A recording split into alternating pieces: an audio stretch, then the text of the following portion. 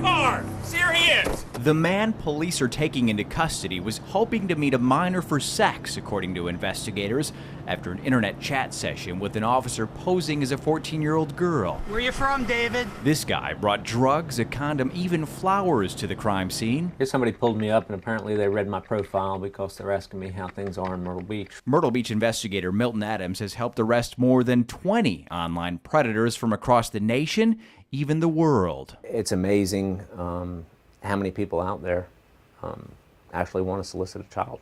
Adams is part of the South Carolina Attorney General's Internet Crimes Against Children Task Force. It's a team of roughly 35 investigators with nearly 170 arrests since 2004. Adams spends hours in online chat rooms, but it usually only takes minutes. Every time I get online, I'm pretty much solicited. It usually doesn't take long at all. You could say Adams is racing to save a life, trying to find online predators before they find your children. Well, that's one of the reasons I do what I do. I have 4 daughters of my own. And these are the types of people Adams finds. Mark Kaufman of Socastee charged with sexual exploitation of a minor. Here's a look at just how aggressive some online predators will be. Some words too graphic for broadcast. 29-year-old Jay Harrison of Lexington, South Carolina, thought he was talking to a 14-year-old girl. South Carolina Task Force investigators say he sent them a picture of his genitals 24 minutes into the chat. You live with your parents? Yes, I have to. Only 14, remember? And you're ready to learn how to... Ready as I'll ever be. Okay, be outside at 5:15. Be ready to follow directions and get... Instead, Jay went to jail. And so did 38-year-old Leroy York of Lexington, South Carolina. He thought he was talking to a 13-year-old girl also. It's okay, I'm 13. Cool. 11 minutes later, task force investigators say York sends a picture of his genitals. Oh my god.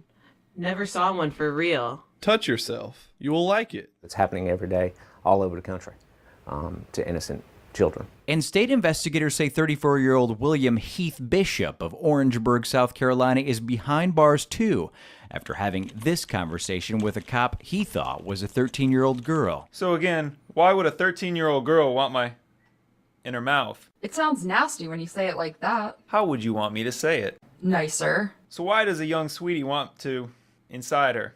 Are you really 13? Yeah, I told you that already. So you're cool and won't call the cops, right? He was wrong. I have a total of about 47, 48 case files. At least one more case comes while our camera is rolling. We moved just outside Adams' office. Privacy will protect his screen name.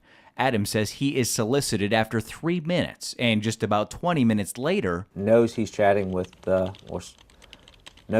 someone he believes to be a minor child, and he is definitely an adult. He put his age out there, and he is still... carrying on a conversation. Before we tell you how the conversation ends, It's the sheriff's office. we want to show you what happens after convicted sex offenders are released from jail. Conviction of a violation of the sex offender registry is at this time a mandatory jail sentence. That's if Horry County Police don't find a registered sex offender living where they've registered. They keep tabs on nearly 700 registered sex offenders in Horry County. So you no longer live at room 3?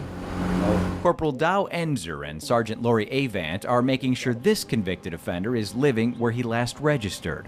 When you're homeless, and I understand that, but you have to let me, and you are in the same location. Yes, ma'am. But you have to, if you leave this location, you've got to let me know you're leaving. I'm not going to leave this location. Another offender agrees to talk to us. Do you feel like the system's fair? I mean, for people who want to know?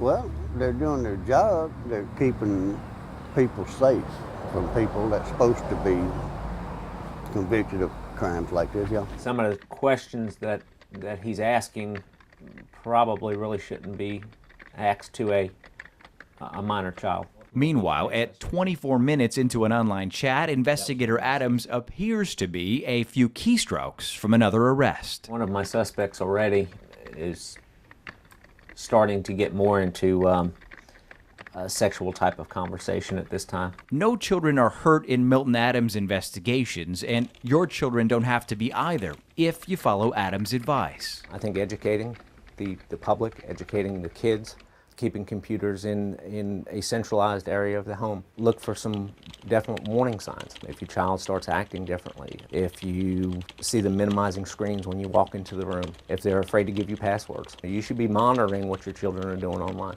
My kids don't like giving me their passwords, but again, I mean, that's the only way that they're going to have a MySpace page, is if it's set to private and if I have the ability to go on it and look at it. It's advice that may seem tedious to your teens, but could help keep them alive. These people want to find a child, and that's their whole goal, and they'll travel to do that, whether they travel to Myrtle Beach, to Charleston, or to Greenville.